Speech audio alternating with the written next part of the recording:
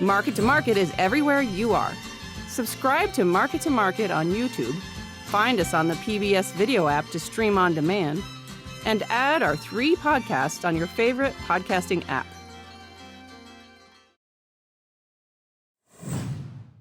Hello, we are in the field again this week for the MTOM podcast. I'm Paul Yeager. Today we are in Pella, Iowa at Vermeer Company headquarters. And Vermeer, strong history in agriculture, has now shifted more towards the construction industry.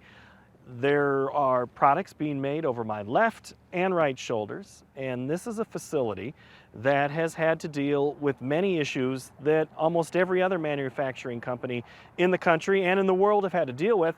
We're talking supply issues and labor issues. Today we are talking to the CEO of the company, Jason Andringa. He's the 3rd generation of his family to run this company, and to run the company and be in leadership, you have to do something. We'll get into that about where else Jason has worked, and it's an exciting place that many young scientists have dreamed about working someday. Today our discussion will heavily center on labor issues, but we're going to start with some of the history, and one that involves his grandfather and a helicopter and plane. As always, if you do like the work that we are doing, hit subscribe or follow this podcast if you're watching it on YouTube, or if you're listening, follow is the new trend, I hear. If you have any feedback for me, it's paul.yeager@iowapbs.org. Now, our conversation with Jason Andringa. How old were you when you knew all the buildings and all the secret doors out here? I feel like with time I've gradually kind of found my way most places, but it is interesting. I have a really strong mental image of pretty much all of our plants, and I could draw them out. And it's interesting, having lost 2 of the plants in the tornado, that I still have very strong mental images of what the inside of both those plants were. Do you have stronger memories as a child coming out here when Mom's working, or more of a now that I'm working and in charge? Combination of both. My grandparents' house is right across the street, and I still have very strong memories of riding my bike. It wasn't very busy then. There was no security, and riding my bike from my grandparents' house, past the farm fields in between their house and Vermeer, and riding my bike around Vermeer. Now the Vermeer campus goes right up to across the street from their house, but I still have very distinct memories even from childhood. Well, we're in the museum portion of the facility, and this is a piece that, speaking of your grandparents, that maybe Grandpa knew about. A lot of these pieces were things that he started and your family members. What's the neat part of the museum for you? I like all the parts of the museum. I definitely appreciate the family history. I appreciate the history of a number of our pieces of equipment. The history of Vermeer is really interesting. My grandfather simply built a mechanical wagon hoist for his own use. His neighbors saw it and said, "Hey, would you build one of those for me?" And pretty soon he had enough demand that he needed a hired person. And that was literally the start of Vermeer. And almost immediately, the mechanical wagon hoist was rendered obsolete by hydraulic wagon hoists. But immediately he was already moving on to other needs on the farm. And really, you can trace Vermeer's entire history, product history, back to agriculture to solve problems that were on the farm. And now the majority of our business is what we call the industrial side of the business as opposed to the ag side. But you can trace every one of our products back to kind of an ag, a farm-related need. Did that evolution happen for a reason, or did it just happen? Because that's a big structure change, I would imagine. I mean, not in the sense of we're still building and designing, but you're making different products in different markets. How did that pivot happen, and when was it? I would say it was an evolution. It wasn't something that was planned on. So, for instance, to use tiling trenchers to put in drainage tile for low-lying farm fields, that is why Vermeer initially got into building trenchers, was to put in drainage tile for low-lying farm fields. My grandfather actually had a lot of that farmland, and they realized with time that most of the initial demand to put in drainage tiles was satisfied fairly quickly, and then there was all this other infrastructure to put underground, water infrastructure, And now as you look at it most recently, clearly the boom for putting in telecommunications infrastructure, fiber optic, and there's more and more now electrical infrastructure that's being put underground. So it's kind of like the initial driver was drainage tile, but just by the nature of markets changing and morphing with time, it ended up becoming, much more driven by these other infrastructure drivers. Your family has a strong history with the company and their involvement. I was asking you before we rolled about if this confirmed a story about your grandfather. I had heard that he would fly in his helicopter, land next to a piece of equipment, jump into the trench, and someone would go, "Who is that?" "Well, that's the boss who runs Vermeer. That's him. That's Vermeer." Is that a true story? Definitely a true story. We talk about how taking care of our customers, servicing our customers' needs is incredibly important to Vermeer, and you can trace it back to the founder of the company, the inventor of the machine, the person who probably knows the machine better than anyone would literally get in a small Piper Cub airplane or a helicopter and would land next to the machine and service it himself. So that is kind of the original heritage of our level of service is to provide that type of service from our customers. So those stories are legendary at Vermeer and actually true. Maybe they've been embellished a little bit, but actually fundamentally true. You fly. Yes. But do you fly and land next to a piece of equipment now? No, you can talk about the fact that my grandfather would do that in a Super Cub, an airplane that lands really slow, and he would land on a gravel road next to a machine. And frankly, there just probably isn't any place anymore where you could feel safe enough to do that. But back in the 50s and 60s, my grandfather felt that you could do that.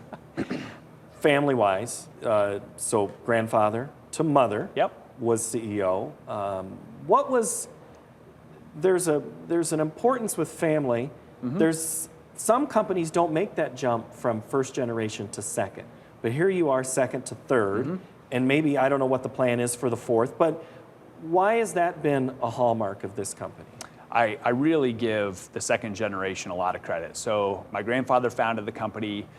Both of my uncles, my mom's two older brothers, provided leadership in the company. Then it is, really quite an honor for me to, not only now be the third generation CEO for the company my grandfather started, but to be my mom's successor. That's really special to me. We really, when I was still in school, in high school, that second generation put a lot of effort into thinking through how transitions would go in family leadership within the company, and had a family employment policy, and I followed that, and my sister who works in the company followed that, and my cousin who worked in the company for a period of time followed that, and we'll just continue to follow that policy. We've continued to refine it, and we really just have a culture within our family that the pride that we have for Vermeer is off the charts, and we want to do the right thing for Vermeer. And if people are passionate and have the skills and desires to contribute to Vermeer in a full-time role, there will be opportunities. But you don't have to feel pressured to do it. And if you do desire it, we do have a pathway to make it possible. Your path went in a very interesting path. I can't say I've talked to many people who've worked at NASA. That's where you ended up. What was that a dream of yours as a Pella kid that said, I want to work at NASA someday? Once again, that ended up being more of a kind of an evolution where I knew going to college that I would work outside the company before eventually coming back to work for the company. I always assumed I would come back to work for Vermeer, but I decided to major in engineering, assuming that I would eventually come back to work for Vermeer, and started thinking, what would be an interesting thing to do as an engineer for a period of time before coming back to Vermeer. And at first I thought something related to aviation, and then that kind of morphed into something related to space. And I was completely infatuated with space for a period of time and still very interested in it. and co-opted at Johnson Space Center as an undergrad, and then went to MIT and did research for the Air Force, the space side of the Air Force, while I was at MIT, and then for 4 years worked for the Jet Propulsion Laboratory. All fascinating backgrounds. I want to go back to your family a little bit and the evolution of the business. Do you think that your grandfather ever went through something like the last year and a half in how COVID presented itself and then everything else that's fallen out of that? I mean, how has life been for you since March to now? My grandfather definitely dealt with challenges while he was directly involved at Vermeer. My uncles and my mom did. The dot-com bubble bursting in the late 90s, early 2000s was a massive challenge for Vermeer.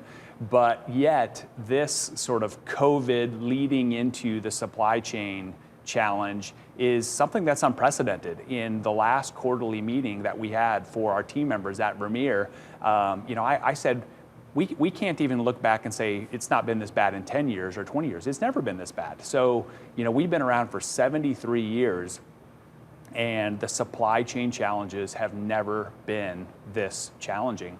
And, our suppliers are doing the best they can. We're having very transparent, straightforward conversations with them. It's just a matter of COVID caused companies to pull back, and instead of demand for goods tapering back, it actually accelerated, and we've been playing catch up ever since. And very much driven by workforce shortages. And the other thing, which is kind of hard to get your mind around, is you may have 95% of the components to build a machine, but it's not done until you have 100%. And so you have 95% of what you need, and you're waiting on that 5%, and that 5% keeps changing. It's not consistent. What is that final 5% that you need to finish a machine? And those are the challenges that our supply chain team are working on, literally not daily, but hourly, trying to make sure that we're getting the components in that we need. That 5%, is there any, you talk about it shifting and evolving. Mm-hmm. Is there ever a part where you've said, well, why can't we just do that 5%? Because is Vermeer one of those companies that you didn't make everything here, you would bring in some supplies? Like a lot of the bigger ones have done that now. They don't make everything in-house that they used to. So have you had a discussion where you've said, well, maybe we're going to have to start doing some of these things ourselves? We have had some of those discussions. It's interesting with regards to doing work with sheets of steel. We're actually quite vertically integrated as it is. We do a lot of our own bending, machining, turning, welding, a lot of the operations that have to do with the steel that makes up our equipment. And it's ironic, even though the price of steel has gone up like crazy, we have really not had significant challenges with regards to steel. But when we think of some of the other components, it's not as easy as just thinking that we're going to make them, because our suppliers have supply chain constraints. So if we decided that we were going to do what this supplier is doing, suddenly we would have the supply chain challenges that they already have. Mm-hmm. And we would have to cobble together a supply chain to overcome what we decided to do ourselves. And chips are a good example, and I think most of your listeners probably are aware of the chip shortages and how that's affecting automotive and trucks. Well, if we wanted to try to procure our own chips for controllers, we don't have the economy of scale that some other manufacturers do. So we're just constantly trying to figure out how to mitigate the challenges and optimize what we can do at Vermeer, and the challenge just keeps morphing and changing. What's been the biggest frustration in all of this? The biggest frustration has been that we have massive demand out there for Vermeer products. We have the facilities to build those products. We actually have the team members to build those products, and we can't get the supply in to build them. So you have huge demand, you have the facilities to do it, you've got the team to do it, and you just can't get in all the components you need to build the full machines. If we instantly had all the supply that we need, then we would instantly need to hire a lot more people. And we're really tailoring the rate at which we hire people based on trying to make sure we can keep work in front of those team members.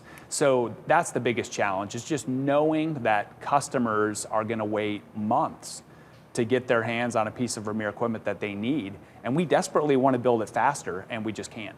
On the employment side of this issue, there's all these discussions of I can't find workers, I can't find workers.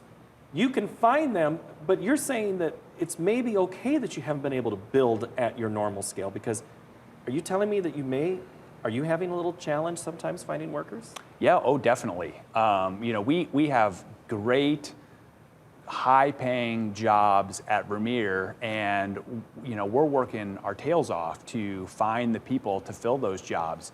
And we're not alone. You drive around Pella, and it seems like pretty much every business in Pella has a sign, "Help Wanted." And I get the impression that's pretty much the case throughout the state of Iowa and honestly around the country. And so we know we have these great opportunities for team members, but the number of jobs just far outstrips the number of people that are looking for jobs right now. So because the supply chain is for us an even greater constraint, and once again, when we have discussions with our suppliers, why can't you keep up? For them, number one is always workforce. And it also might be their suppliers that are a constraint. But so fundamentally, the challenge is workforce. And at Vermeer, if we suddenly were completely over our supply chain issues, then we would have to hire even more aggressively than we are. We're hiring aggressively, and yet at the same time, we know that right now our constraint is the supply chain. Well, and your workers, to finish that point, if I'm somebody who's been here 20 years and the new person gets hired at a different rate, higher than me, you have to adjust that as well. And so that's always a constant thing that happens in manufacturing. Yeah, and we definitely wouldn't have somebody who's been here for 20 years and hire a new person at a higher. But pay scales are going up, and honestly, that's great. It's wonderful that that's the case. But it's just one of those things that everybody is having to continuously adjust. Your company is becoming more nationwide. You've got points in other spots, and two of them caught my attention in the south, in the region where they're at. They're in the hurricane zones. Yeah. I heard you give an interview recently where you said, we normally stock our equipment in a certain spot, kind of as like a launching point, a go point. Have you been able to do that this year? No, and that has been another challenge. So far there has been a couple hurricanes that have hit the United States and caused damage, and it's not easy to kind of build up a stock that can be immediately deployed after a hurricane, but we like to try. And this year that has been more challenging than ever before. And so a hurricane strikes, our dealer will inform us of how much equipment they think that they will need to help and support and get into the hands of their customers to do this work, and we can't supply to them and they can't supply to their customers. So it's something that we take pride in at Vermeer is, when there's a natural disaster, a derecho in Iowa, a tornado or hurricane, an ice storm, whatever it might be, that we like to be able to jump to that opportunity and be part of the solution in cleaning up. And this year that's been more challenging than ever. And I'd also imagine you're trying to be in areas where neighborhoods are expanding because of growth, whether it's in Iowa or other metros across the country, especially in the South. I mean, I think of Arizona and California and Nevada that have had huge population growths. You probably are trying to get equipment there to help get neighborhoods built, and you can't supply it. Absolutely, absolutely. And typically every time a new neighborhood is built, there's quite a bit of underground installation of utilities, water, sewer, electrical, fiber optic, and that's the wheelhouse of Vermeer's utility part of our business, the infrastructure part of our business. And we have massive backlogs in that part of our business. And everybody that provides that type of equipment has significant backlogs. And then a new neighborhood will also involve quite a bit of landscaping and et cetera. And Vermeer has a part of our business that's really affiliated with that. So, we are excited and happy and proud to be able to do that work, and are really limited, just like everybody is, in the United States, to supply the products that we want to supply and that we have months of backlog to supply to get those into our customers' hands to do the great work that Vermeer products do. The chip is the big story. Now it's resin, or before it was white dress shirts. Whatever it is the big hang-up for certain things. What has been the biggest hang-up for, give me two products that have been a challenge for you, maybe before and after, as you talk about the evolving 5%. Yeah, and once again, it keeps changing. So at times it feels like, maybe hydraulic componentry is our number one issue. At times it feels like wiring harnesses are our number one issue.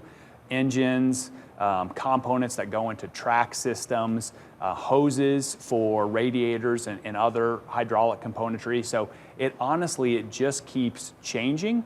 But at the same time, once again, I feel as though our suppliers are, doing the best that they can to, get the workforce they need, to try to plan for it, to try to accommodate us.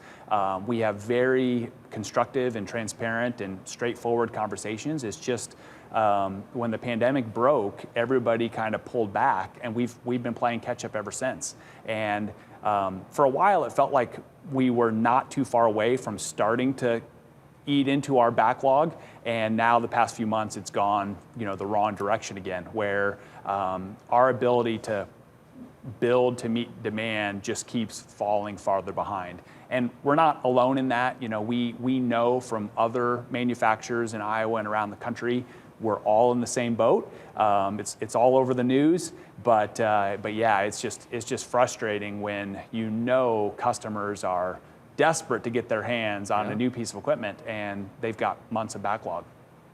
When the chairman of the board calls and says, "What is going on over there?" When you see her number pop up, does she come up as mom or does she come up as chairman on your phone? Not chairman. So, but yeah, my mom's been through plenty of challenges in her career at Vermeer. Well, that's what I was going to ask. Yeah. I mean, is she glad that she's, and to an extent, yes, she's still involved with the company, but is she okay? She hates to see her children struggle. Your sister and you, but know that, wow, you're really going through a lot. Yeah, no, I definitely feel as though, my mom, my uncles, they recognize just the unprecedented nature of the challenges that are going on right now. And, honestly, through it all, Vermeer is actually still up year over last year's record year.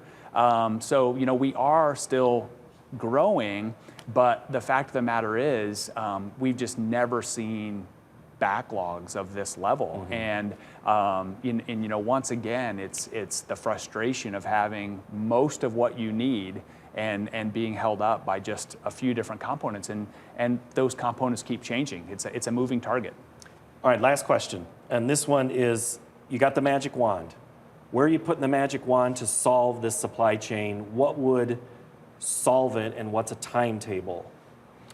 The magic wand would be workforce.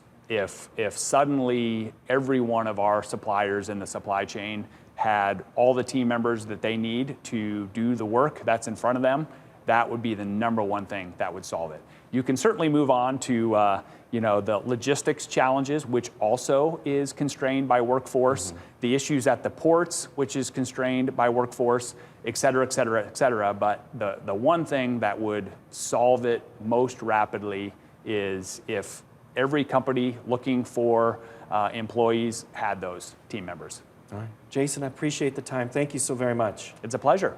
All right. That's Jason Andringa, the CEO of the Vermeer Corporation based in Pella, Iowa. That will do it for this installment of the podcast. My thanks to Jason for his time here at Vermeer. Again, if you have any feedback, market to market at iowapbs.org, or me, Paul.Yeager, at iowapbs.org. Thank you so very much for watching or listening. New episodes of this podcast drop each and every Tuesday.